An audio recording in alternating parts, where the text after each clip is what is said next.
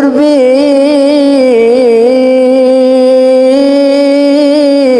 صاح شاوش مجدي وانجلى كربي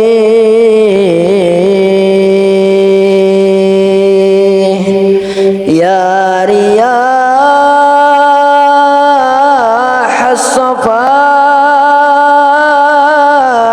من نحو الأحباب حبي ذي دواعي الحوى تنشي وتبدي وتنبي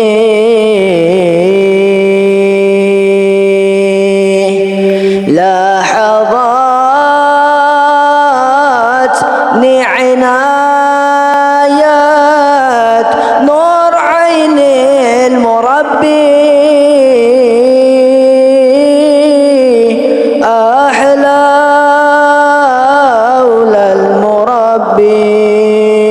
المربي ما احتديته لربي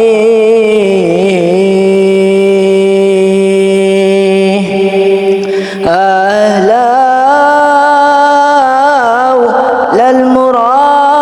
للمربي ما اهتديته لربي أهلا ما ناديت يا ربي بربي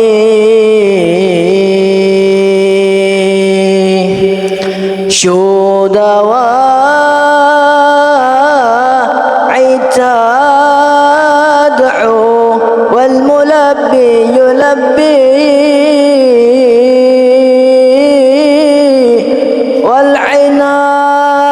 والعناية لأهلها تراعي تربي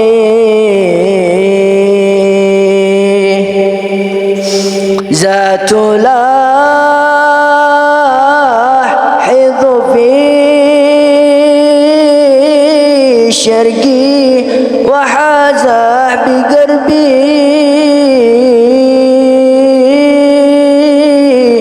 قربت ذا وأقصاد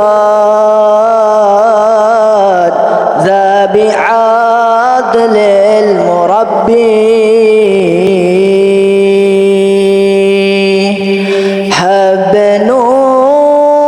بنوض الصفا نجدي والشرقي وقربي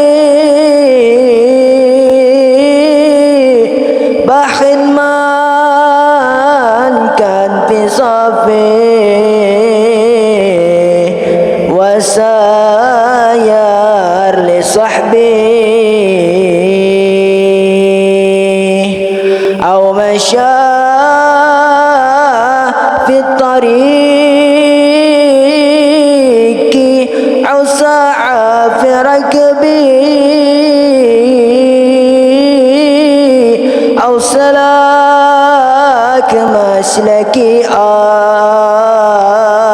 سار في وسط دربي شوف حبيبي يجرب إلى الخير سربي جود أهل الوفايا نون عينه بتبي واسعفوا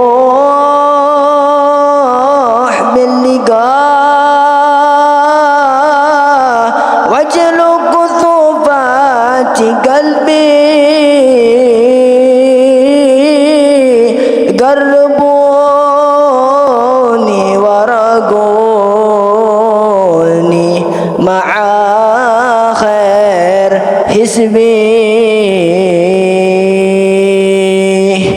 أحلى أولى المربي ما اهتديت لربي والحمد لله رب العالمين. بسم الله الرحمن الرحيم. الله يفتح علينا فتوح العارفين ويفقهنا في الدين ويرزقنا كمال الإحداث واليقين ثم إلى روح الأماء والعاملين وأولياء الصالحين والدين الحاضرين من شيخنا أجمعين أن الله يقبل من الجميع ويعفو عن الجميع ويسهل عن الجميع في الدين والدين والآخرة كما وأسلفنا الصالح وإلى حضرة النبي محمد صلى الله عليه وسلم. الفاتحة. أعوذ بالله من الشيطان الرجيم. بسم الله الرحمن الرحيم.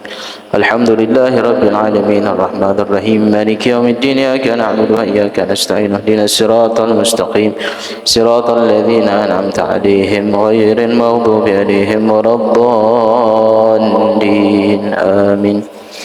بسم الله الرحمن الرحيم. السلام عليكم ورحمة الله وبركاته. الحمد لله على نعمة الإسلام وكفى بها من نعمة تكرم علينا بكم بنعمه لا تقصى. أسأله تبارك الله تعالى أن يصرف عنا كل غمة وأن يحفظنا من كل نقمة. وأصلي وأسلم على هذه النبي الأمة سيد المرسلين وخاتم النبيين وصاحب المعجزات والحجج القطيئة والبراهين والتابعين ومن تبعهم بإحسان إلى يوم الدين. فلربي كل حمد جل أن يحسره العاد إذ هبانا بالوجود المصطفى هادي محمد. أما بعد. Pertama dan paling utama, marilah kita haturkan rasa puja beserta puji syukur kita kepada Allah Subhanahu wa taala, yang mana puja dan puji tersebut tidak bisa kita hitung dengan bilangan maupun hitungan, karena Allah Subhanahu wa taala telah menganugerahkan kepada kita berupa nikmat Islam, iman, ihsan, sehingga pada malam hari ini kita masih diberikan kesempatan oleh Allah Subhanahu wa taala duduk bersama-sama di dalam ruangan majlis. InsyaAllah duduknya kita diberikan keberkahan oleh Allah Subhanahu wa taala, diturunkan rahmat oleh Allah Subhanahu wa taala, diturunkan taufik dan hidayah oleh Allah Subhanahu wa taala, dan diberikan pemahaman agamanya Allah. Amin ya rabbal alamin. Salawat beriring salam tidak henti-hentinya kita sampaikan buat junjungan Nabi agung kita, basyaran lakal basyar, hakikatnya seperti manusia akan tetapi tidak seperti manusia biasa. Siapa lagi kalau bukan sayyidina wa habibina wa syafi'ina wa qurrata a'yunina Muhammadin sallallahu alaihi wasallam. Allahumma salli wa sallim ala sayyidina Muhammadin wa ala alihi wa sahbihi ajma'in. Ahibba'il kiram, minggu kemarin kita sudah menjelaskan pembahasan tentang air. Kemarin sudah dijelaskan air ada 4 macam. Pertama, air yang tahir fi nafsihi, tahirun li ghairihi, mutahhirun li ghairihi, atau air yang suci dan mensucikan. Kedua, air yang tahir fi nafsihi, dia mensucikan dia saja yang suci, boleh dikonsumsi, boleh dibuat minum, tetapi ghair mutahhir li ghairihi, tapi dia tidak bisa mensucikan buat yang lainnya. Ketiga, air namanya air musta'mal. Kemarin apa air musta'mal?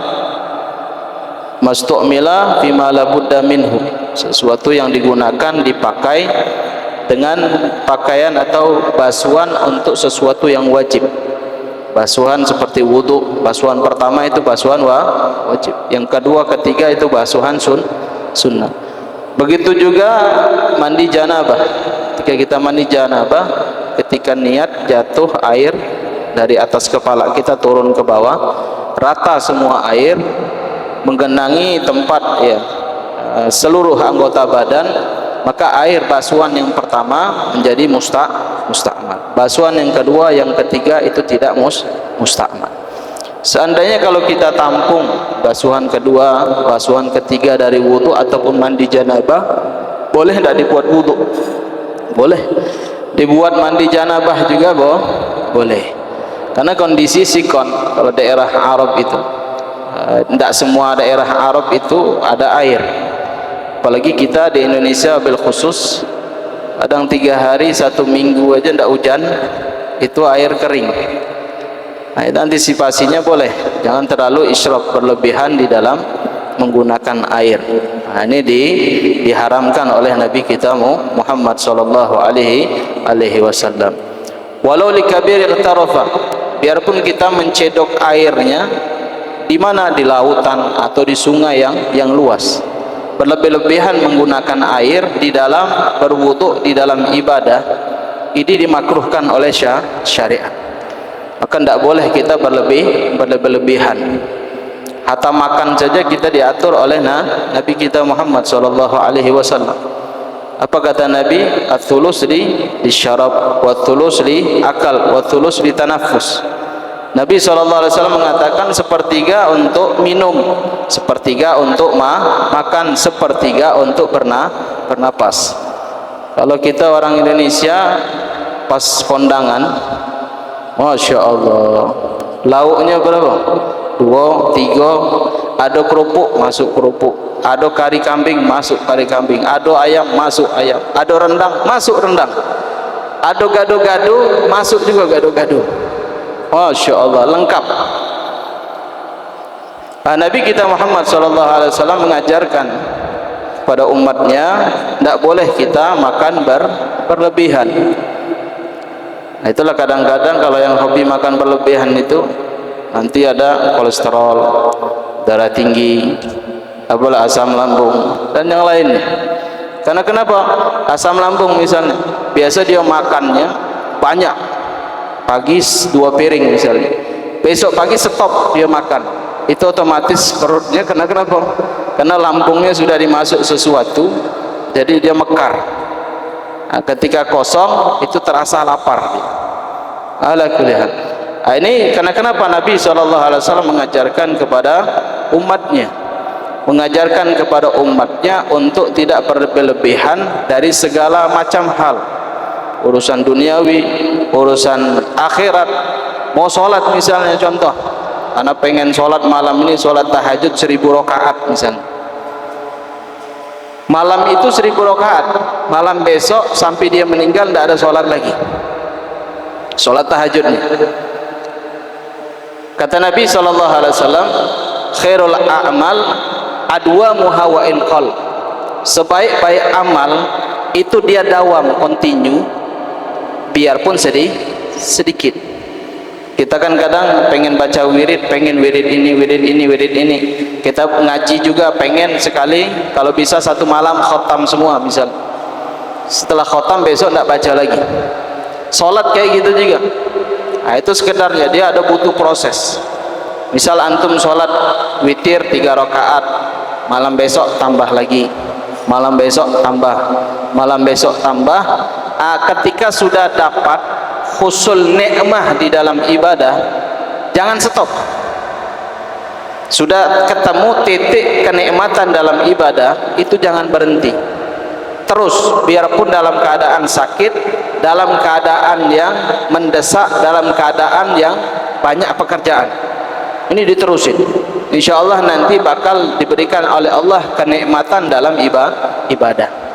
Sama kayak pengajian, majelis ta'lim. Ini hujan kayaknya. Sudah, minggu depan insya Allah hujan lagi. Ya, ini malam ini hujan. Sudahlah, berangkat enggak ya? Sudahlah, enggak usahlah. Kakek masuk angin. Kakek masuk angin gitu. Mending mana? Masuk ilmu atau masuk angin? Masuk ilmu. Karena ilmu itu bakal bisa buangin angin. Betul. Maka salafun saleh mereka mencari kesembuhan di dalam ibadah mereka dan di dalam majlis taklim mereka. Jadi kita misalnya demam nih, atau sakit pusing, sakit kepala, atau lututnya sakit, tidak bisa duduk lama. niatin ketika dari rumah ana hadir majlis taklim ngikuti litiba'in Nabi sallallahu alaihi wasallam wali aslafuna soleh, ngikuti orang-orang yang soleh. Mudah-mudahan saya hadir di majlis ini diberikan kesembuhan oleh Allah Subhanahu wa taala, penyakit yang zahir ataupun penyakit yang batin. Itu diniatkan di dalam hati kita. Kalau aslafuna soleh itu mereka mentalkin niat-niat untuk anak-anak mereka itu sampai ratusan sampai ribuan. Kalau ribuan mungkin tidak sampai kita ke majelis ini. Karena niatnya awalnya apa? Ijtima sesama orang muslim. Duduk apa? Untuk nuntut ilmu. Duduk hadir majelis taklim untuk apa? Silaturahmi. Duduk majelis taklim untuk apa? Menghilangkan kebodohan. Duduk di majelis taklim untuk apa? Untuk supaya apa? Tidak mengekang kebodohan di dalam diri kita. Panjang lebar. Maka salafun saleh, orang-orang soleh itu meringkas. Saya niatkan hadir majlis taklim apa yang diniatkan oleh orang yang soleh. Sudah, orang soleh itu macam-macam. Ibadahnya ribuan rakaat, mujahadahnya, zikirnya, solawat sama Nabi, karangan kitabnya. Kita tidak bisa ngarang kitab. Zaman sekarang bisa ngarang kitab, tidak bisa. Kecuali nukil dari kitab ini dijadikan satu. Tidak bisa ngarang lagi kita. Tidak bisa kita istimbat hukum, kita jadikan satu hukum dan kita buat kitab. Tidak bisa untuk zaman sekarang ini. Karena bab masalah kalau masalah khilafiyah atau masalah tentang hukum itu sudah dibuka semua oleh para ulama. Jadi cuman bagi kita alhamdulillah sudah duduk di majelis ta'lim itu sudah kenikmatan yang besar yang Allah berikan kepada kita.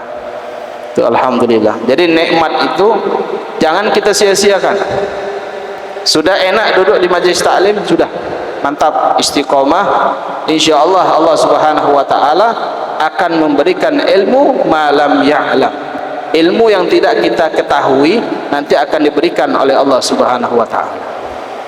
Ahibbail kiram, hadirin wal hadirat yang dimuliakan oleh Allah Subhanahu wa taala.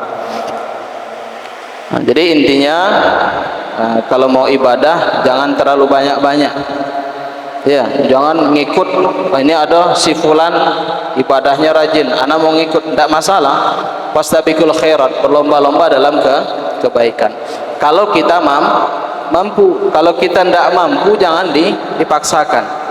Misal yang wajib kita sudah lakukan, wajib 5 waktu sudah kita laksanakan, tepat waktu, sholat berjamaah, takbiratul ihramnya dengan imam, itu sudah luar biasa. Ditambah lagi sholat sunnah qabliyah ba'diyah, setelah itu ditambah lagi sholat witir, ditambah lagi sholat tahajud, ditambah lagi sholat duha, ditambah lagi sholat awabin, ditambah lagi sholat nawafil, sholat sunnah yang lainnya. Ini didawamkan. Sudah enak, sudah dapat ketenteraman dalam hati kita, ada nikmat dalam ibadah, mulai ditambah. Cuman kadang-kadang ada yang bilang, Beb, kita ini kadang-kadang iman saja yazidu wa yanqus. Iman itu kadang naik, kadang turun. Iya, betul. Disebabkan karena apa? Makanan. Iya. Nazar ya, pandangan, ucapan, pendengaran, kemaluan. Ini yang menyebabkan kita kurang dalam merasakan nikmatnya di dalam ibadah. Tapi alhamdulillah kita sudah termasuk daripada golongan orang-orang yang diberikan oleh Allah kenikmatan di dalam menuntut ilmu ya Allah Subhanahu wa taala. Insyaallah mudah-mudahan dipertahankan ibadahnya, taklimnya, semuanya itu dipertahankan. Jangan sampai mundur. Kalau bisa terus naik terus. Insyaallah mudah-mudahan kita diberikan istiqamah oleh Allah Subhanahu wa taala. Amin ya rabbal alamin.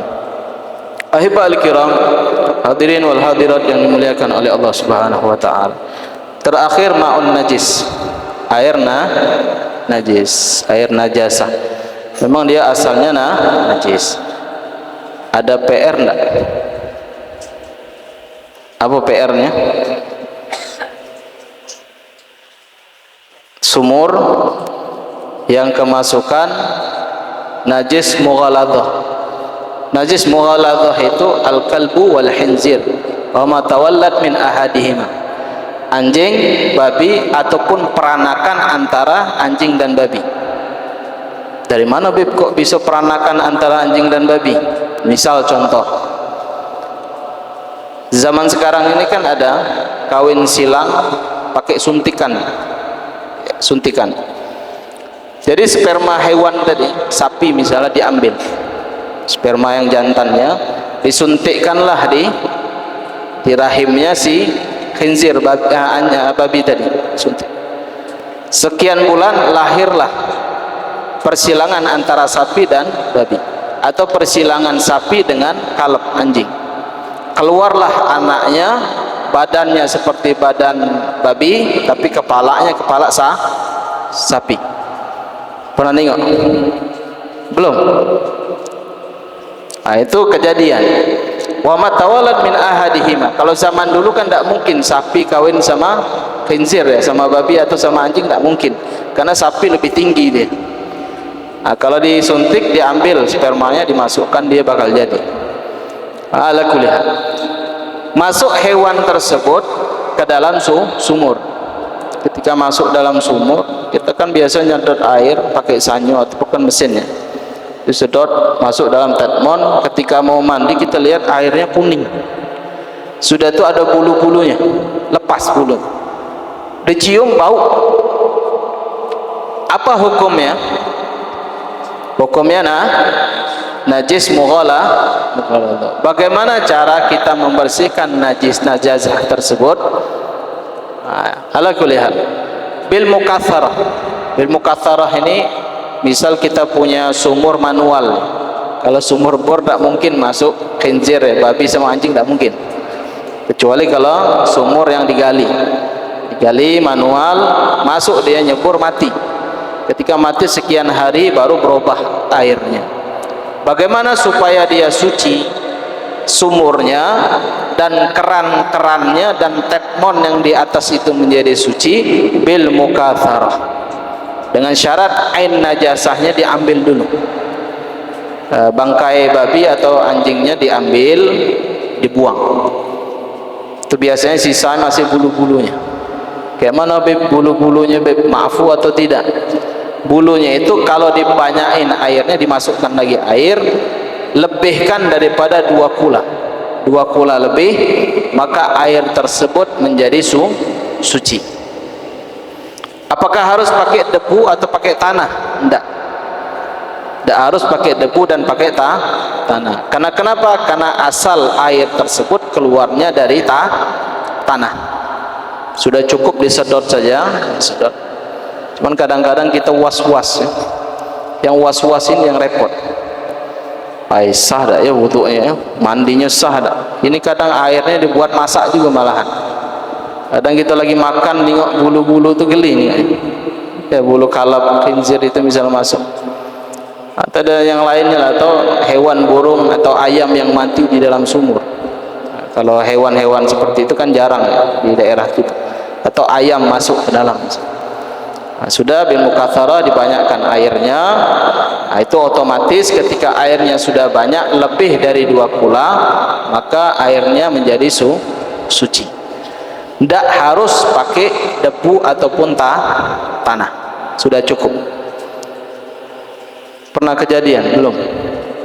Itu mana tahu nanti ya, ke depannya ada orang nanya, misalnya burung masuk ke dalam tetmon, biasanya terbang burung masuk, mati dia, berubah airnya menjadi kuning. Sudah ditambahin airnya, biarin burungnya di dalam, misalnya sudah jadi tulang atau tinggal bulu-bulunya misalnya. Kalau dia sudah banyak airnya, tidak berubah lagi, maka boleh digunakan. Bagaimana? Ada yang nanya, Beb, sudah dibanyain airnya, Beb, tapi tidak berubah-berubah. Ada beberapa sifat yang masih lekat. Contoh misalnya seperti bau. Bau itu dimaafkan.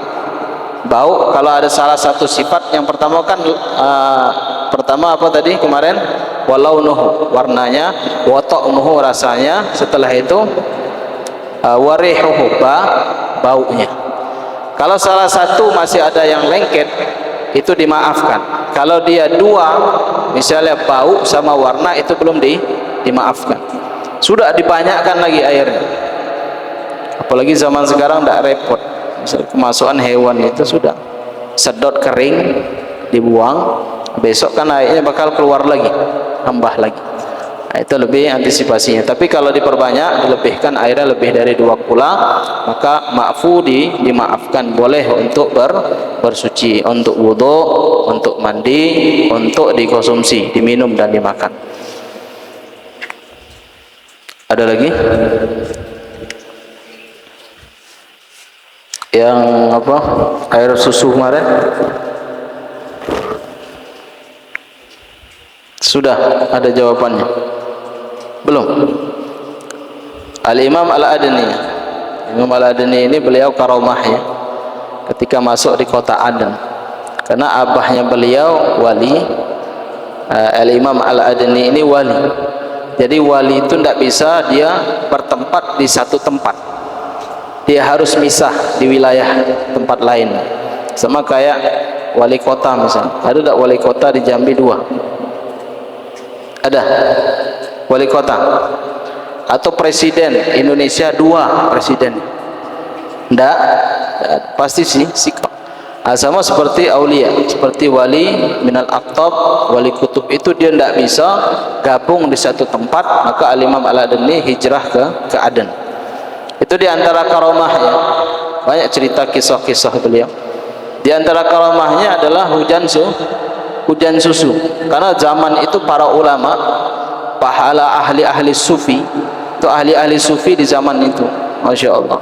Kalau mereka tawasul, mereka ma'bad. Kalau ma'bad itu menyendiri, beribadah kepada Allah Subhanahu wa ta'ala, duduk di satu gunung, itu dia doa, tidak kerja, doa turun makanan satu nampan setiap hari, tawasul.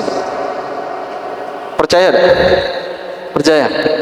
Kalau tidak percaya, dia berarti ingkar dengan Al-Qur'an. Ashabul kahfi itu nabi? Bukan nabi, orang soleh, karena lari takut kepada pemimpin yang dolim. Jadi ditidurkan oleh Allah Subhanahu wa ta'ala berapa tahun? 309 tahun. Itu lamanya tidur. Sampai-sampai dia bangun, tidak terasa, dikiranya cuman lam yatasannah ya. Ayyam au ba'dul yom, kata dia. Sehari atau separuh lah. Sebentar tidur. Tidak taunya sekian ratus tahun. Masya Allah.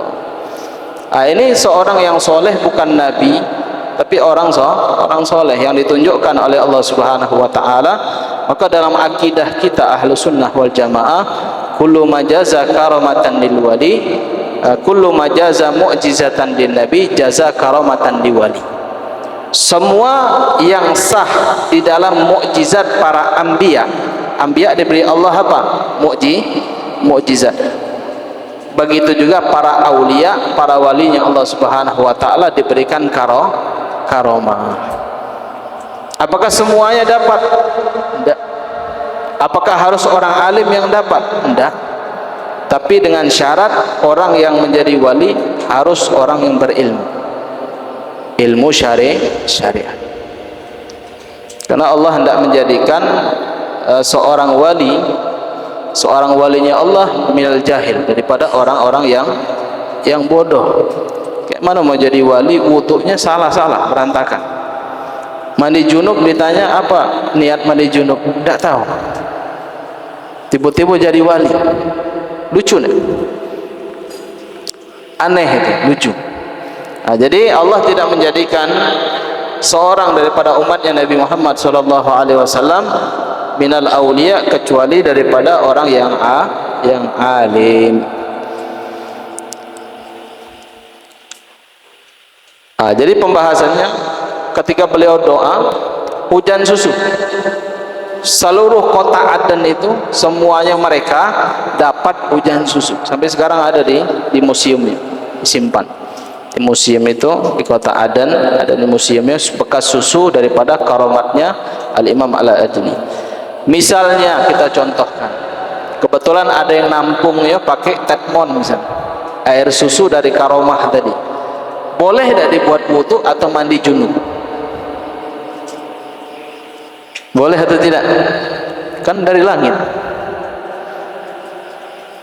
Boleh? Iya. Sayanglah kalau dibuat wudu.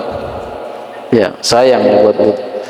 Nah, jadi kalau al-adah, kalau sesuatu yang jarang, kebiasaan orang tidak ada hujannya, itu biasanya Allah menurunkan hujan air, tidak ada hujan susu. Nah, maka an-nadir la hukma lahu. Maka sesuatu yang jarang, yang tidak terjadi, maka tidak ada hukumnya. Ya. Dan kalau seandainya ada juga air hujan yang turun, kecuali kalau sekarang ini hujan, memang diturunkan Allah hujan susu misalnya, boleh kita wudu.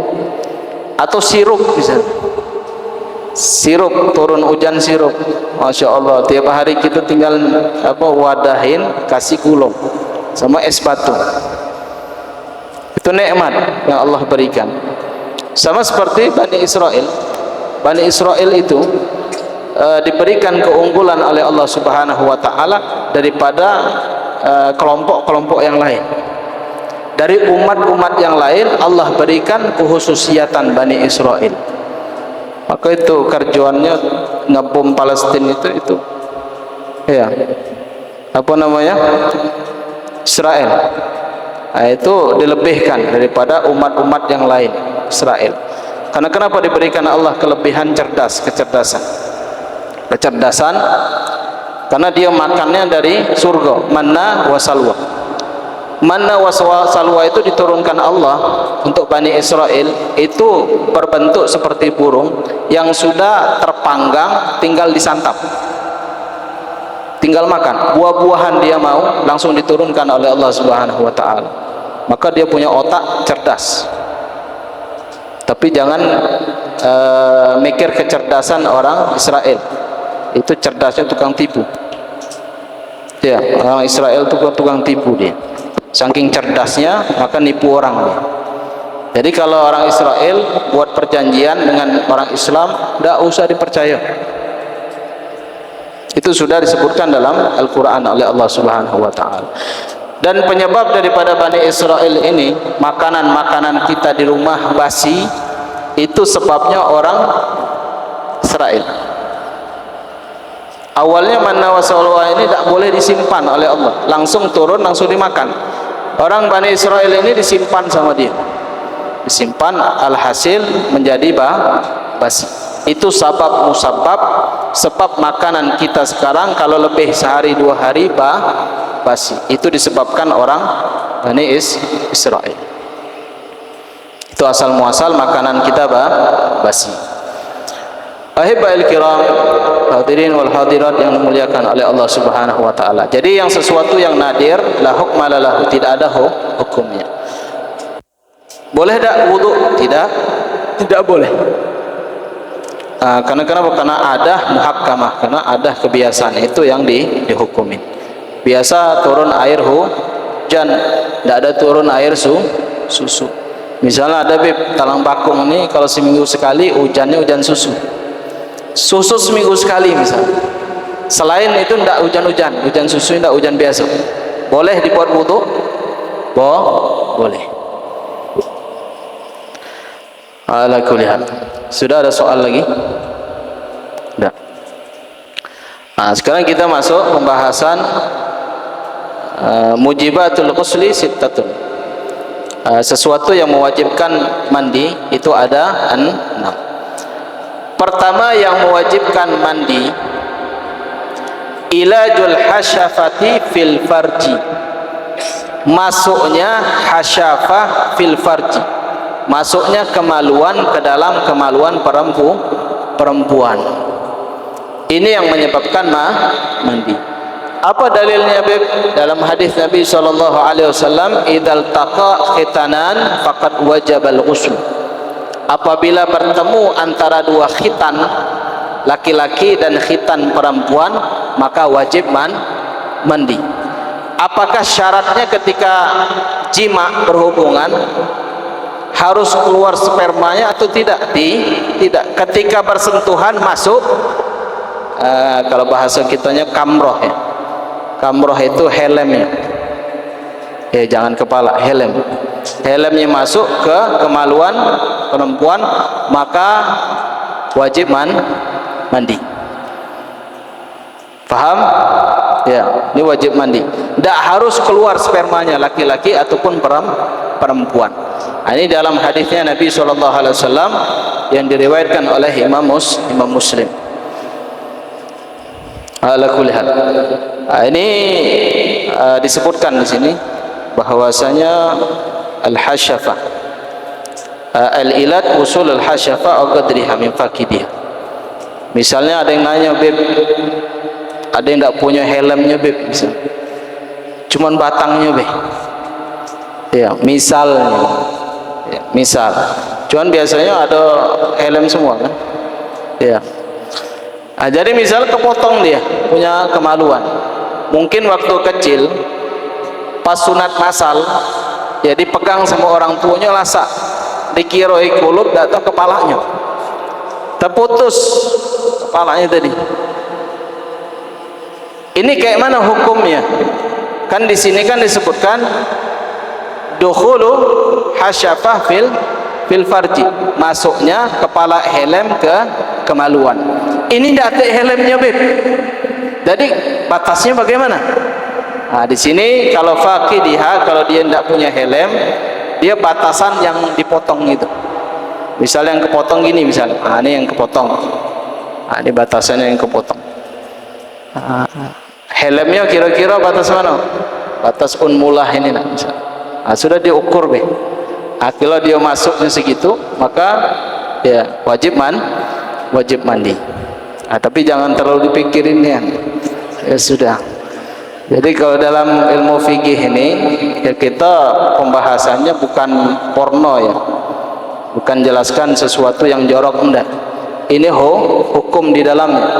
Kaki tidak tahu. Pernah Habib waktu ngisi ada tausiah di daerah Riau. Ditanya, Pak, sudah nikah, Pak? Alhamdulillah, Habib, sudah punya anak 4, kata dia. Bisa mandi junub, Pak? Apa itu mandi junub, kata dia. Masya Allah, apa itu mandi junub? Tidak tahu mandi junub. Jangankan di daerah Riau, di Jambi ini banyak yang tidak tahu, yang tidak paham mandi janabah. Kayak mana ibadahnya mau sah? Kayak mana ibadahnya diterima oleh Allah Subhanahu wa taala dia dalam keadaan janabah. A'udzubillahi min dzalik. Maka hadir majelis taklim itu intinya untuk mengetahui hukum-hukum di dalam. Nah, jadi kalau kita menjelaskan sesuatu ini tidak ada malu di dalam pembahasan ini karena dia hukum yang wajib harus kita ketahui. Di sini disebutkan al-khurujul mani. Yang kedua yang mewajibkan mandi adalah khurujul mani, keluar mani. Jadi ketika orang tersebut keluar mani, spermanya keluar, maka dia otomatis wajib mandi. Qala al-Imam Nawawi al-mani idza kana min rajulin sahih. Imam Nawawi berpendapat, beliau mengatakan apabila seorang laki-laki yang sehat, ada laki-laki yang penyakitan, ada, Beb, tidak keluar mani-maninya, Beb, karena tidak nafsu lagi misalnya, itu ghairu sahih. Ini laki-laki yang sehat, 100% sehat dia. Apa tanda-tanda mani tersebut? Di sini disebutkan ketika dia keluar mani, fahuwa ma'un abyad, yang keluar airnya warna putih. Ada mani warna merah atau misalnya warna pink, enggak, dia pasti warna putih. Biarpun diciptakan di negeri Cina ataupun Afrika, Orang Afrika mani tetap putih, orang Cina ya sama putih. Warna apapun tetap mani itu warnanya putih. Ma'un abyad. Sakhinun, kental nih. Ya, kental. Ya tadaffaku fi hali khurujihi duf'atan bada duf'atin. Keluarnya ngendat-ngendat dia. Sedikit keluar. Kalau yang keluar deras kencang itu keran.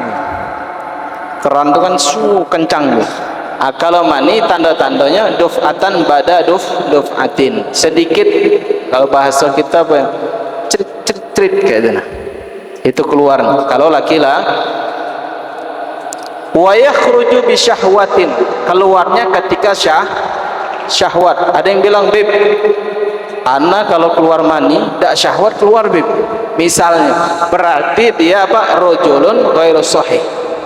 Berarti laki-laki penyakitan. Nah, itu kalau penyakitan berobat ente. Ya, kalau penyakitan berobat. Ya taladzzu bi khurujihi. Ketika mani tersebut keluar, nikmat. Ada keluar mani tidak nikmat? Nikmat. Nikmatnya dari ujung kaki sampai ujung rambut. Itu saking nikmat. Maka diwajibkan kita mandi itu karena nikmatnya dari ujung rambut sampai ujung kaki, maka wajib dibasuhin ke seluruh tubuh. Wajib dibasahin, wajib mandi nih. Cuma kalau enaknya cuma di kemaluan, berarti yang dibasuh cuma kemaluannya. Iya betul. Ya cuman kemaluan. Wa yaqibu khurujahu futuran. Ketika mani tersebut, sperma tersebut keluar, dia menyebabkan lemah. Dia lemah. Ada yang bilang, "Beb, karena kalau keluar tidak lemah, Beb, makin kuat," kata dia. Iya, itu khariqul adah. Luar dari kebiasaan. Besok kalau keluar sperma dia lemas, itu biasanya. Wa raihatu ratban ka raihatit talaq. Kalau dia basah, bau mani itu seperti tolak. Tolak itu korma ya. Korma kalau dia keluar kembang kalau kelapa itu sama lah kayak gitu. Keluar kembang kelapa atau kelapa. Tolak ini tapi dia korma ya. Keluar kembang korma itu dipotong. Kalau di Arab sana dipotong, diambil untuk apa? Untuk dikawinkan. Dia ada tolak yang jantan, ada tolak betina. Dia sama kayak salak, buah salak itu dia harus dikawinkan. Dari mana? Dari kembangnya. Kalau zaman dulu kan banyak kumbang-kumbangnya, kumbang-kumbang di taman itu kan banyak. Jadi dia dari tolak ini pindah ke tolak perempuan betina, terus disemainya, maka dia jadinya langsung ini apa? Alami, tanpa di pakai fermentasi dan yang lain. Dia alami kawin. Nah, maka ketika dia tolak itu disiram di kembang betina, tolak jantan, maka dia bakal berbuahnya banyak buahnya. Ada Beb yang berbuah di Indonesia tidak dikawinin, tapi buahnya cuman bisa dihitung buahnya. Dikit dia buahnya. Tapi kalau dia dikawinkan dengan tolak itu, maka dia buahnya menghasilkan buahnya bagus.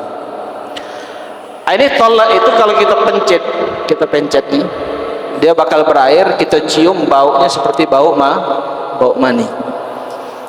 Kalau di tempat kita itu kayak pandan ya.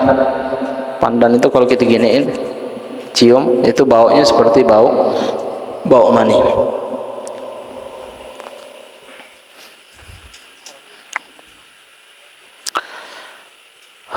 Itu kalau dia basah. Gharibatun min raihatul ajinil bur, seperti adonan tepung. Kalau di Yaman itu, karena cerita Yaman, karena Habib langsung nengok ya.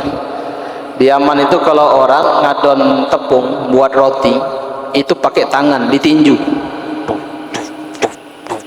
Dibaliknya sudah itu tinjunya lagi.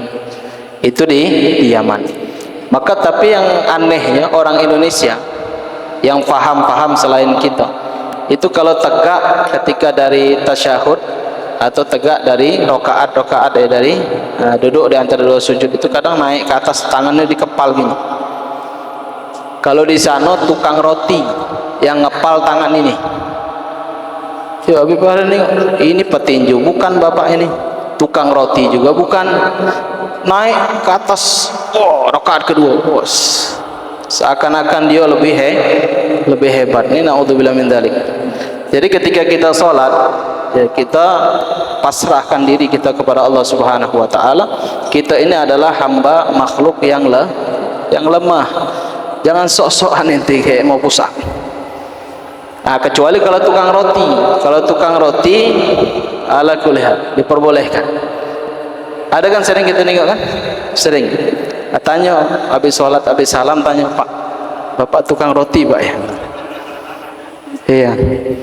Nah itu tegaknya orang yang biasa roti. Atau misalnya memang dia biasa push up atau sit up misalnya, biasa dia olahraga, tidak masalah. Karena kenapa? Karena lah terbiasa. Oh maaf Pak, karena saya sudah terbiasa kayak ini Pak. Bapak nengok tangan saya ini Pak, lah patah-patah semua kata dia. Masya Allah. Ala kulihat, tidak masalah. Dia mau ngepal gini, dia mau jari sikok tegak, tidak masalah. Mau jempol juga tidak masalah.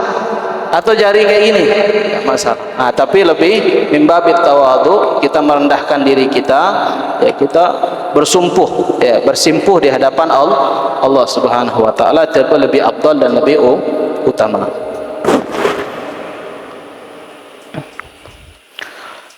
Wa yabisan karaihatil bayadil bait ad-dajjal. Tapi kalau dia yabis, kering, itu baunya seperti bau putih telur. Itu tanda-tanda daripada mani. Faqad tufqadu ba'du hadhihi sifat ma'a annahu manin mujibul lil ghusli li anna al madar 'ala al wujudi wahidatin min khawasi thalatha al madhkurah. Nah, jadi ala kulli hal, semua yang kita sebutkan tadi ada cuman beberapa bib tanda-tandanya, di antaranya khurud bi syahwat. Orang kalau dalam mimpi tidur, mimpi misalnya, mimpi ngelihat apa bidadari, ngelihat bidadari paling cantik, ketika kita ngelihat langsung nafsu gitu. Dalam mimpi nafsu keluar mani. Ketika keluar mani itu disebabkan syahwat. Ada juga yang bilang, Beb, ada sebagian orang ketika keluar mani tapi dia lupa mimpinya, kata dia. Karena kenapa? Takut sama bininya. Ya, dalam mimpi takut sama istrinya, masya Allah. Habib pernah, bukan malam pertama ya, malam seminggu 2 minggu setelah itu. Alhasil tidur berdua. Ketika tidur tadi, Harim Habib mimpi. Mimpi apa? Dia ngiasin Harim yang kedua. Dalam mimpi tadi ngiasi Harim kedua. Masya Allah. Baik nian Harim seperti itu. Sudah dihiasi tadi mimpi, dia sudah ngiasi sampai nangis dia. Pas tidur itu nangis. Kenapa? Lakinya dak reto, dak ikhlas, dia kawin lagi. Tapi yang ngiasinya dia. Sudah nangis dia, bangun di mata gitu, langsung didorongnya dari rancak. Masya Allah. Itu cemburunya perempuan. Hati-hati. Itu kita lagi tidur, tidak punya salah, kita didorongnya. Apalagi kalau ketahuan nikah lagi, itu mungkin kalau bini yang keduanya meninggal dibongkarnya. Ya. Nah, cuma alhamdulillah perempuan memang harus punya kecemburuan. Memang harus punya rasa cemburu. Begitu juga laki-laki. Kadang istri kita dibawa gonceng sama orang, kita tidak nanya, diam-diam baik. Tapi Beb tukang ojek Beb, kata dia. Tukang ojek, tapi goncengannya setiap hari. Nah, itu boleh kita cemburu. Ya. Atau suaminya misalnya, suaminya goncengan mesan Grab atau Maxim tapi yang cewek misalnya, ngapa lapang nih tiap hari mesan Maxim atau Grab ini Harim semua ini pesan. Kan di situ ada namanya kan, bisa di cancel ya. Nah, ini tidak sengaja memang. Nah, itu perempuan, ibu-ibu harus hati-hati, waspada. Ahibal kiram, hadirin wal hadirat yang dimuliakan oleh Allah Subhanahu wa taala. Itu tabiat ya. Tabiat perempuan dan laki-laki, dia harus ada ghirah, harus ada rasa cemburu. Kalau tidak ada rasa cemburu, naudzubillah min dzalik. Karena kenapa sekarang ini makanan-makanan kita ini sudah dijejali, makanan-makanan khinzir, celeng. Ya, celeng itu sudah di mana-mana. Mau makanan sosis tidak disembelih. Mau kita beli ayam di pasar tidak pakai bismillah. Belum ayamnya mati, selesai disembelih, dimasukkan dalam air panas jadi bangkai. Sudah itu muamalahnya juga dengan muamalah riba. Takut kita hati-hati. Bahkan hal-hal yang seperti itu yang menyebabkan rasa cemburu kita hilang. Maka kan sering kita lihat penelitian itu kan, ayam jago sama babi dimasukkan satu kandang, jantannya 2, betinanya 1. Dia saling membantu dia. Kalau ayam betina 1, jantannya 2, dia pasti belago dia, kalau bahasa gitu. Belago, siapa yang menang. Kalau babi enggak, dia rebutan dia. Nah, itu bedanya. Maka hati-hati kita makan hal-hal yang diharamkan oleh Allah Subhanahu wa taala. Bukan masalah cacing pitanya, bukan masalah ini, bukan. Masalahnya itu takut nanti kejadian ya, kecemburuan kita itu dicabut oleh Allah Subhanahu wa taala. Nah, itu tanda-tanda daripada khuruj bisyahwah, keluarnya dengan futuril aqabah, ketika keluar biasanya lemas. Aw raihatul lati tusbihu ra'atut talaq, atau baunya seperti bau tolak, kembang korma itu ya.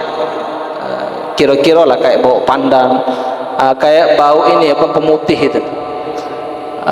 Kaporit atau apa namanya, backlin. Backlin itu kalau kita sudah habis nyuci, kita cium bau, nah itu mirip bau mani.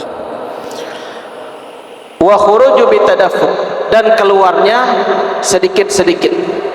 Nah, itu tanda-tandanya berarti ini mani. Kadang kalau kita bangun kan, tengok apa bahasanya? Cium.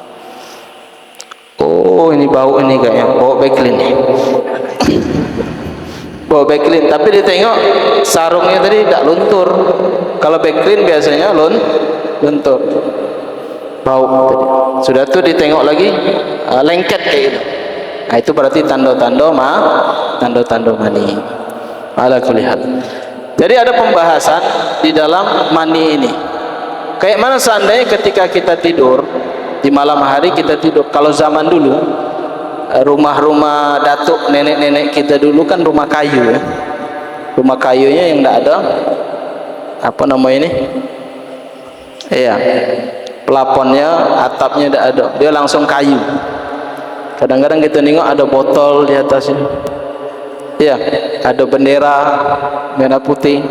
Sudah itu ada kelapa pisang. Jadi kelapa untuk apa? Hah? Iya, kelapa itu untuk apa? Hah? Sesajen. Enggak, bukan. Pisang itu untuk tukang kalau dia masang atapnya. Masang atap sambil makan dia. Mana dulu lah, kalau zaman dulu kan masih hutan. Mana dulu tukang sama monyet. Monyet duluan makan. Nah, kelapa itu mungkin simbol kehidupan. Simbol kehidupan. Karena di dalam buah kelapa itu semuanya bermanfaat.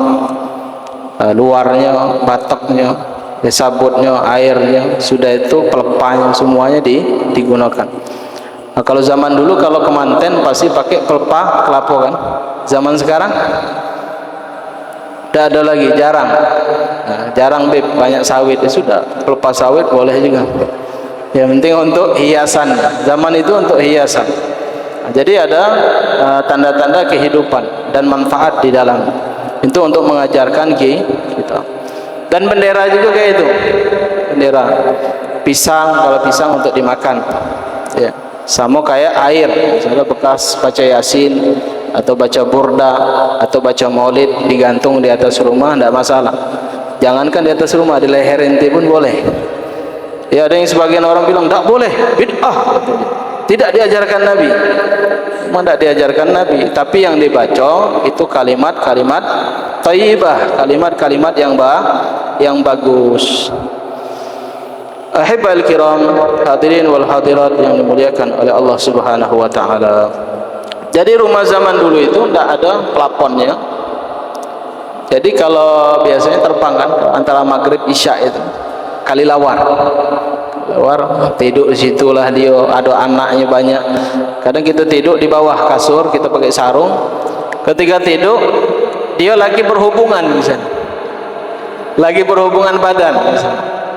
Mani kali lawar tadi jatuh di sarung. Pas kita subuh bangun, lihat nih kayak bau mani gitu. Tengok lengket-lengket. Tapi rasanya anak dah ada mimpi malam tadi. Sudah tu dah ada ngecrot-ngecrot dah ada. Sudah tu dah ada mimpi sama sekali. Alhamdulillah. Baunya juga dah ada seperti bau mani. Jadi bagaimana, apakah kita jadikan ini mani atau tidak? Nah, kalau tidak kita jadikan mani, berarti kita bersihkan, cuci, setelah itu kita langsung wudu. Kalau kita jadikan mani, maka wajib mandi, dan sarung bekas mani tersebut boleh dibawa untuk sholat.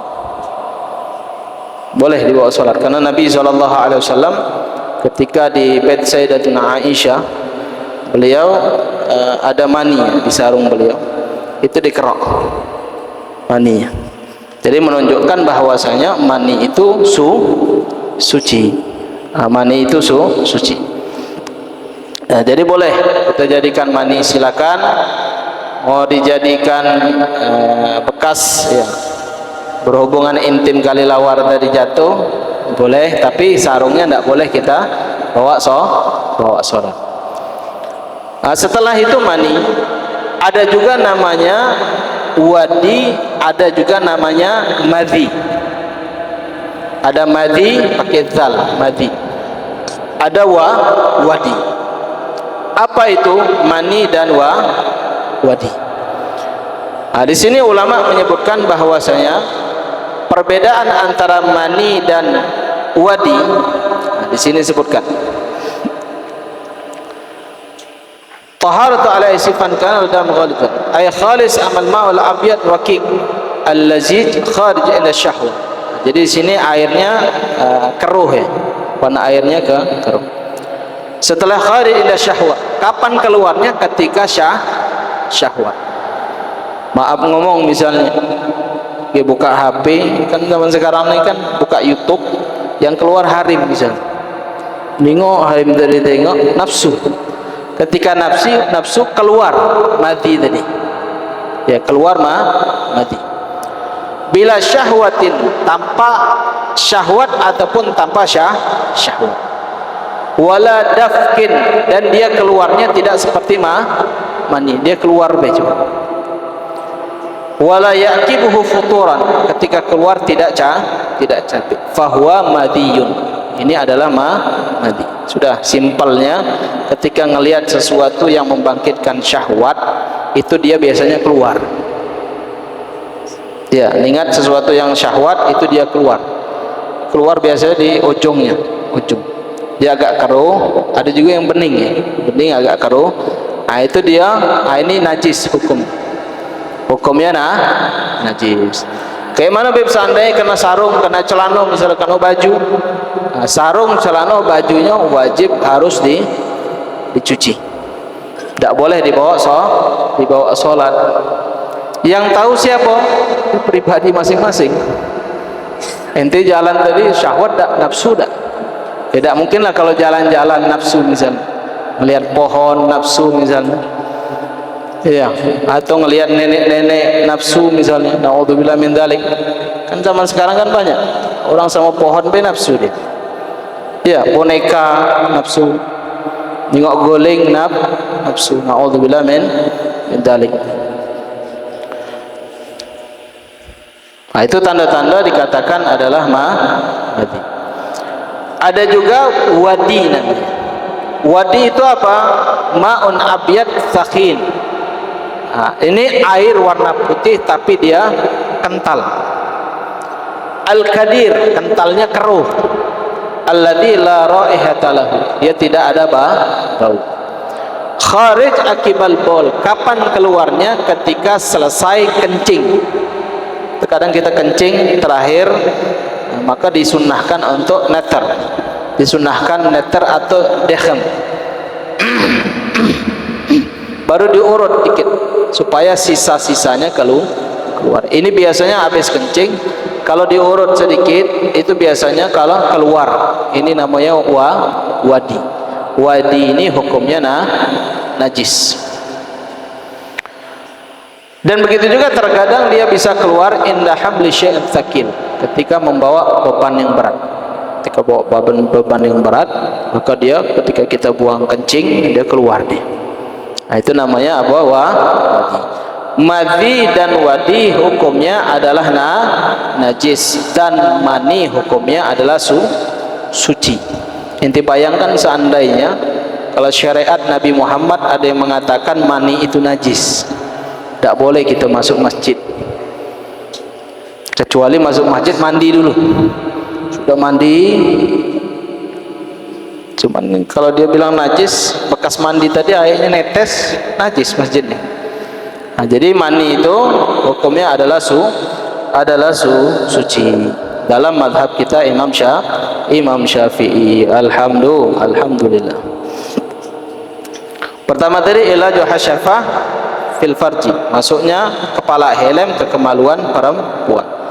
Yang kedua khurujul mani, keluar mani. Yang ketiga adalah haid. Apa itu haid? Menstruasi. Habib pernah dulu awal masuk ke Rubat Tarim di Hadramut, dulu ada tesnya, kita pakai tes, ada di training juga hafalan dan yang lainnya. Tapi ada sebagian juga pakai tes mungkin, tapi dia tidak paham bahasa Arab. Sampai datang ke Rubat Tarim, ditanya sama Habib Umar bin Abdurrahman Al-Attas, termasuk beliau yang jaga idarah kantor yang ada di Rubat, sesepuh yang sekarang ada di Rubat Tarim. Dikumpuli sama Habib Umar, memang dites kan. Kalau kita pertama sekali datang ke Arab itu nengok, wah ngeri-ngeri ini dites, gugup sampai-sampai Ismak ini bin minain.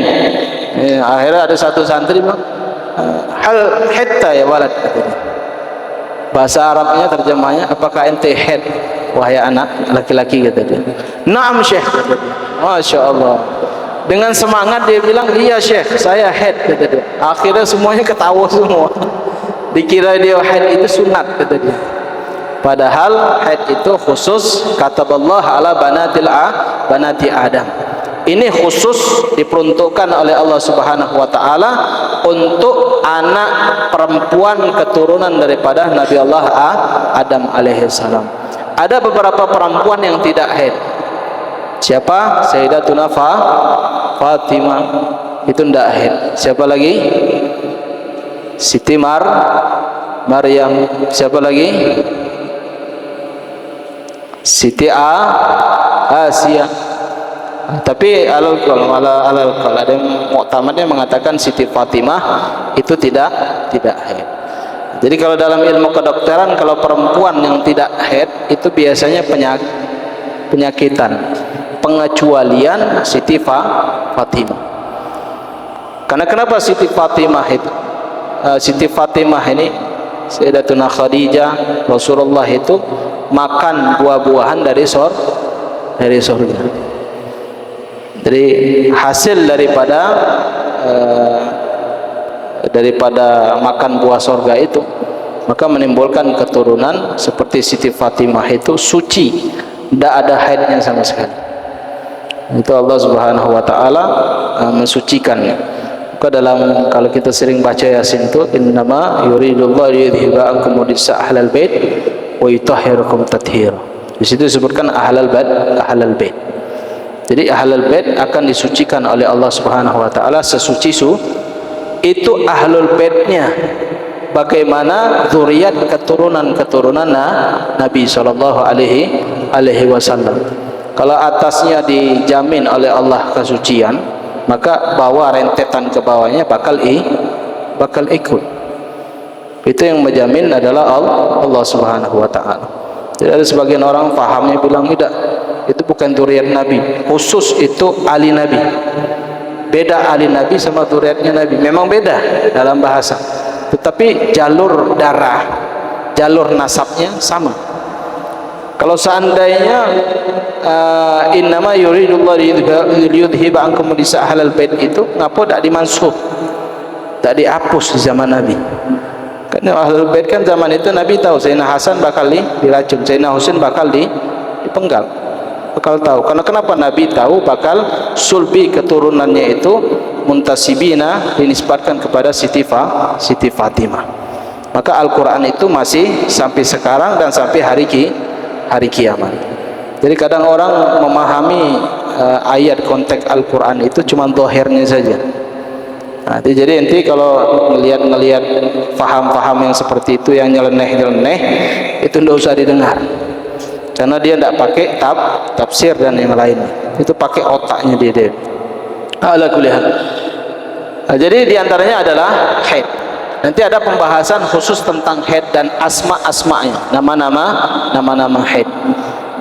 Di dalam kitab I'anatul Talibin, Fathul Mu'in, di dalam Fathul Mu'in itu sedikit cuma disebutkan tentang haid. Karena kenapa? Karena ketika ditanya syekh tersebut, kenapa kok karangan kitab antum cuma sedikit bab haid ini? Nah, ini apa jawaban beliau? Beliau menjawab, laki-laki tidak haid dan perempuan tidak bertanya. Maka beliau ngarangi sedikit. Al-Imam Abdul Aziz Al-Malaybari itu dalam kitab Fathul Mu'in. Maka karangan beliau tentang haid sedikit. Bukan beliau tidak paham tentang haid, paham. Ya, bab-bab yang lain beliau paham, apalagi pembahasan tentang haid. Wabil khusus bagi perempuan. Karena yang tahu itu, yang ngalami adalah perempuan. Sekarang laki-laki tahu tak rasanya haid? Keluarnya enggak kan? Nah, itu kadang-kadang kita tidak tahu ya rasanya. Dan begitu juga sama seperti orang yang baru kemanten baru. Ini harus dijelasin. Dia kemanten baru. Ketika kemanten baru, malam pertama dukhul, dia jima. Ketika dia jima, masuklah kemaluan dia ke kemaluan perempuan. Ketika jima, nah ini perempuan ini tidak bakarah, tidak perawan, kata dia. Banyak kejadian anak-anak yang seperti itu, yang masih muda, yang tidak tahu paham ilmu syariat, dia bilang, ini perempuan ini tidak benar ini, karena dia tidak perawan. Dia bilang, apa itu perawan? Bakarah, keperawanannya itu ada selaput di dalam kemaluan perempuan. Itu terkadang dia ghaurah itu dalam, karena kemaluan laki-laki itu tidak sampai untuk memecahkan keperawanan tersebut. Itu banyak terjadi, yang baru nikah tiba-tiba cerai, baru seminggu sebulan cerai, suudzon sama istrinya, itu kebanyakan. Nah, itu terkadang jauh daripada rahim itu jauh, keperawanan itu jauh, tidak bisa kemaluan untuk mengejarnya.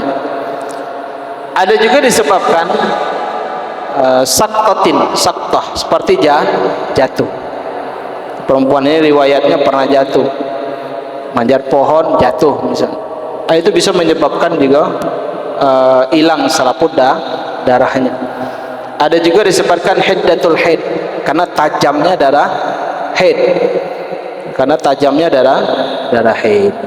Nah, itu bisa juga menghilangkan daripada keperawanan perempuan. Nah, jadi manusia itu semuanya punya kekurangan. kelebihannya juga kayaknya dah ada kayak kurang itulah, iya kan? Perempuan juga kurang, laki-laki kurang. Jadi laki-laki dan perempuan itu saling menutupi, saling melengkapi. Nah, itu banyak kejadian. Ada densus di KUA itu sampai 70% perceraian di kota Jambi. Disebabkan kenapa? Karena kebodohan. Karena kebodohan, sering nonton porno. Ya, sering nonton porno karena dia tidak belajar dulu. Apa disebabkan haid, keperawanan tadi hilang, atau disebabkan karena jatuh, atau dikenakan sebab sering main sepeda, itu bisa juga. Ala kulli hal. Nah, jadi kita saling melengkapi antara laki-laki dan perempuan. Ahibal kiram hadirin wal hadirat yang dimuliakan oleh Allah Subhanahu wa taala. Kalau zaman dulu orang kalau mecahin perawan itu sampai seminggu 2 minggu. Iya, sampai seminggu 2 minggu. Kalau sekarang wallahu a'lam. Iya, itu wallahu a'lam. Nah, itu yang penting yang belum nikah tengok agamanya ya. Jangan cantiknya. Ya, jangan sering main sosial media. Ya, sering keluar keluyuran yang tidak ada manfaat. Itu cari dinnya, agamanya. Nah, ini perintah daripada Nabi kita Muhammad sallallahu alaihi wasallam. Jadi haid itu ya, Imam Syafi'i penelitian beliau mengatakan bagian seperempuan itu apa namanya? Perputaran daripada haid perempuan itu berbeda-beda. Setiap daerah itu beda. Jadi Jambi di Indonesia itu juga berbeda. Berbeda makanannya, berbeda cuaca, daerahnya juga berbeda. Maka haidnya itu berbeda-beda. Tapi ala kulli hal, tapi sudah disebutkan oleh Imam Syafi'i, nanti insyaallah khusus bab haid, nanti insyaallah bakal kita bahas. Setelah itu yang diwajibkan mandi an-nifas. Apa itu nifas? Huwa dam kharij akibal wiladah, darah yang keluar disebabkan melahirkan. Ada yang bilang, "Beb, sekarang ini kan orang sesar, darahnya tidak keluar lagi. Apakah tetap dia nifas atau tidak?" Tetap nifas. Ketika anaknya diangkat, ya dari perutnya dari sesar, angkat, keluar misalnya dari kemaluannya darah, itu namanya darah nifas. Nah, nanti ada bab-bab khusus berapa lamanya, berapa sedikitnya, dan kapan diwajibkan untuk dia mandi. Setelah itu wal wiladah itu melahirkan. Nah, jadi habis melahirkan dia mandi. Nah, ini diwajibkan untuk dia mandi janabah ketika wiladah. Terakhir adalah al-mautu. Kok wajib mati? Orang mati wajib mandi. Ini disebutkan nih, mujibatul ghusl. Hal-hal yang mewajibkan mandi diantaranya adalah jadi ente sebelum mandi dulu berarti? Enggak. Nah, orang yang hidup yang memandikannya. Jadi ada pembahasan khusus bagaimana seandainya kalau orang yang meninggal mufaraqatur ruh anil jasad, berpisah ruh daripada jasad. Karena ruh itu dia bakal kekal ya selama-lamanya. Ya. Kalau jasad dia bakal dia bakal binasa. Kecuali jasadnya para anbiya, para rasul, para solihin. Para orang-orang soleh jasadnya dia kekal. Kayak mana kok bisa kekal? Karena amalan kesehariannya. Amalan keseharian, ada nenek-nenek cuman ngamalin surah Tabarak Al-Muluk dibacanya setiap malam. 40 tahun dibongkar, mau dipindahkan, nengok masih utuh. Ditanya hafidhah enggak? Hafal Quran enggak? Tapi dia jasadnya utuh. Kenapa? Apakah karena tabarok atau dengan ayat-ayat Al-Quran? Karena ini mungkin ada amalan yang lain. Ini mungkin nenek-nenek ini dia bakti sama suaminya. Nah, itu bakti sama suami itu termasuk tingkatan yang paling tinggi di atas. Kalau dia bakti sama suaminya, sholat 5 waktu tidak bakalan tinggal. Perintah-perintah larangan tidak bakalan dijalankan. Kalau perintah yang wajib dikerjakan, larangan dijauhin. Nah, itu yang dikatakan perempuan yang taat kepada suaminya. Kalau zaman sekarang jarang perempuan kalau subuh dia nyapu rumah, jarang. Bangun subuh-subuh nyapu rumah. Kalau dulu kan sering kan kita ninggalkan nyapu rumah umi-umi kita dulu, subuh-subuh nyapu rumah. Jam 6 itu dia masak, nyuci baju dan yang lainnya. Nah, kalau zaman sekarang adalah sebagian, tapi itu sudah langka. Itu di zaman sekarang. Nah, kaki zaman yang muda-muda ini tidak tahu lah, wallahu a'lam. Ya, terimalah nasib ente ya. Terimalah nasib.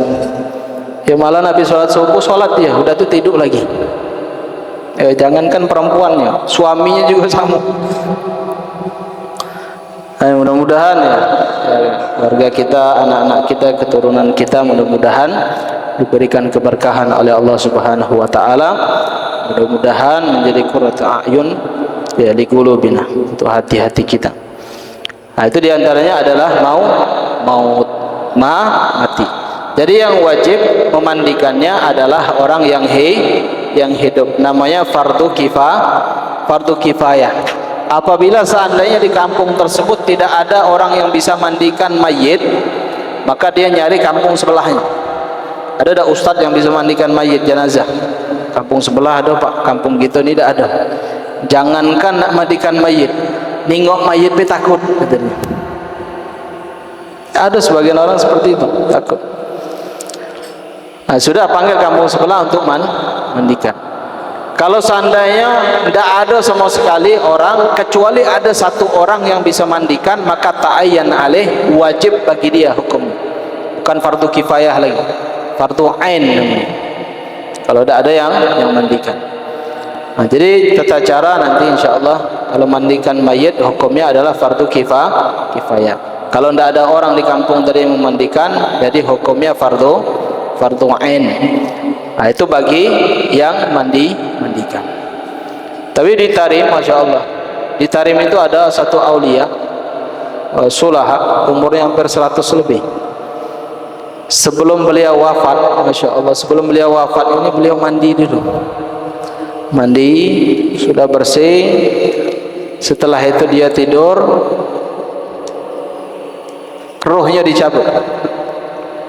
Ketika keluarganya datang melihat wajahnya tadi bercahaya, bersih, karena dia sebelum meninggal mandi duluan. Maka dari umat Nabi Muhammad itu diberikan Allah Subhanahu wa taala kekhususiatan, di antaranya 40 hari sebelum dia wafat itu dibuka oleh Allah Subhanahu wa taala. Jadi ente sebelum 40 hari wafatnya ente itu Allah buka, ente bakal meninggal. Apakah semua orang dibuka? Nah, itu enggak.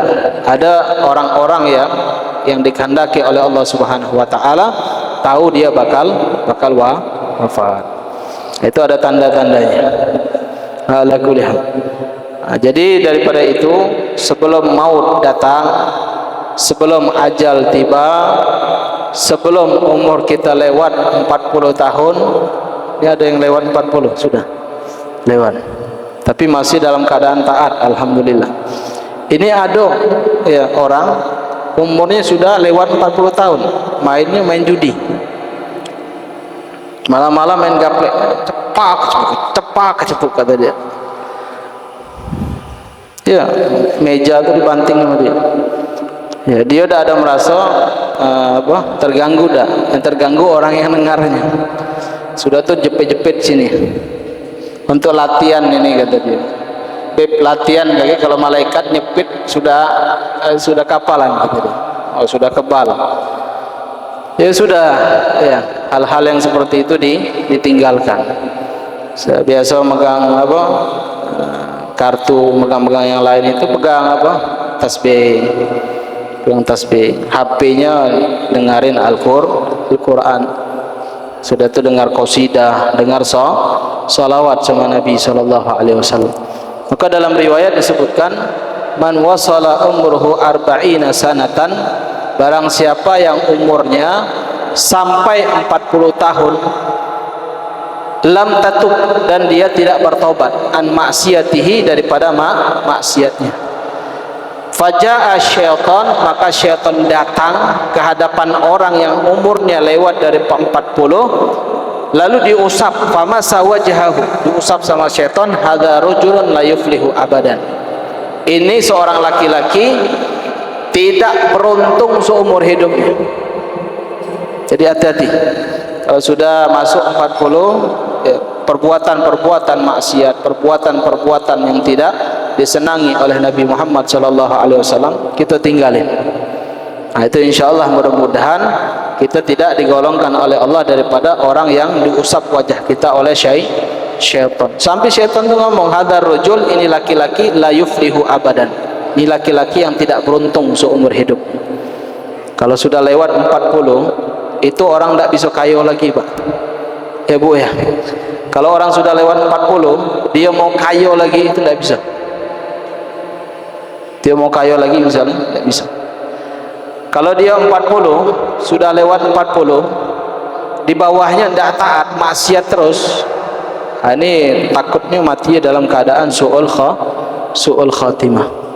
Tapi ada yang bilang, Beb, preman di Jakarta itu tatonya banyak, umurnya 50 lebih, taubat dia. Ketika taubat, sujud, mati di dalam sujud. Ya memang mati, diterima taubat. Tapi amalan-amalan yang sudah lewat itu sayang. Ya, amalan-amalan yang sudah lalu itu sudah lewat, sayang, ditinggalkan. Nah, maka Allah Subhanahu wa taala lebih senang kepada pemuda mu'allaqan qalbuhu fil masajid, pemuda yang menggantungkan hatinya ke masjid. Itu Allah yang lebih senang. Orang tua senang tak? Allah ya senang, karena di surga orang tua dah hati, semuanya mudah semua. InsyaAllah mudah-mudahan kita ditakdirkan oleh Allah Subhanahu wa taala orang yang jauh daripada perbuatan-perbuatan maksiat. InsyaAllah kita dijaga oleh Allah Subhanahu wa taala. Dan kuncinya dari sekarang kita niat dalam hati, ana niat, ya Allah, ana niat dalam hati mau menjauhi segala yang Engkau larang. Diniatin dalam hati, diazamkan dalam hati, saya niat dalam hati untuk menjauhi semua maksiat yang pernah aku lakukan. Lagi tahun depan ngelakuin lagi misalnya. Nah, itu sudah dicatat oleh Allah Subhanahu wa taala. Insyaallah dia bakal cepat kembali. Nah, yang jadi masalahnya itu dari awal dia memang sudah niat maksiat, tapi tidak ada niat taubat. Dan insyaallah mudah-mudahan ya dosa-dosa kita semuanya, ya dosa kedua orang tua kita, keluarga kita semuanya diampuni dosanya oleh Allah Subhanahu wa taala.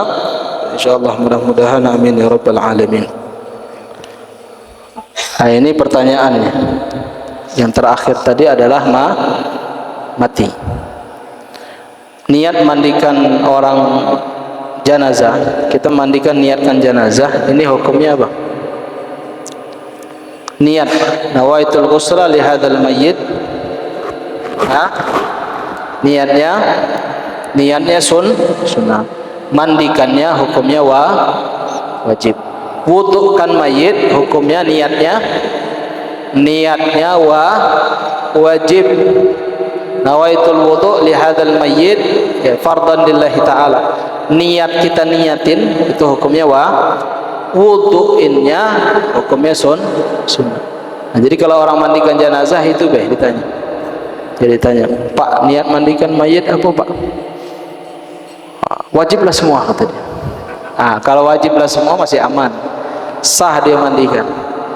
Kalau dia masih bingung, ada tahu Pak, saya tahunya mandi-mandikan kata dia.